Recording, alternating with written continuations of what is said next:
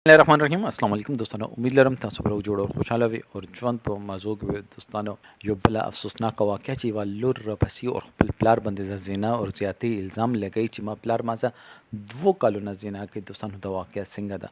که تاسو د خبر باندې ځان خبرول غواړئ موږ چینل ما خو سبسکرایب کړئ، ټلې نه چانده سوای چې موږ راتلونکي معلومات ویډیو تاسو ته اسانۍ سره ملاو شي. دوستانو دا واقعه د پیښور دی چې هغه ځای کې یو داسې کس شته چې هغه فوج نه ریټایرډ شوی دی، اف سی نه ریټایرډ شوی دی او هغه یو داسې کچا کار کړی دی چې هغې 2 کاله پورې خپلې پیغلې لور څه زیاتې کړې دي او هغې لور بیا خپلې یوې کورنۍ یوې زنانه ته دا حال ویل چې ما پلار ما څه داسې زیاتې کوي او هغې زنانه ورته ویل چې دا ریپورټ په پولیس کې درج کړه.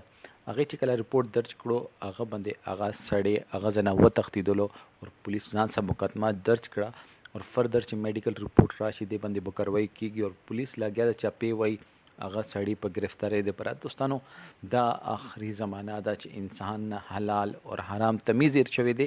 که حلال او حرام تمیز دوی ته وه نو دوی به داسې یو زناور چې ده هغه هم داسې مونږ کې او هغه زناورانو کې څه فرق نشته چې الله پاک مونږ اشرف المخلوقات پیدا کړي او الله پاک مونږ ته عقل راکړی دی او هغې نه بعد چې مونږ حلال او حرام نشو کول فرق نشو کول نو مونږ باندې لعنت ده. دوستانو که مونږ نننۍ ویډیو مونږ خوښ شوي نو کمنټ سیکشن کې خپل رایې اظهار ضرور وکړئ. والسلام.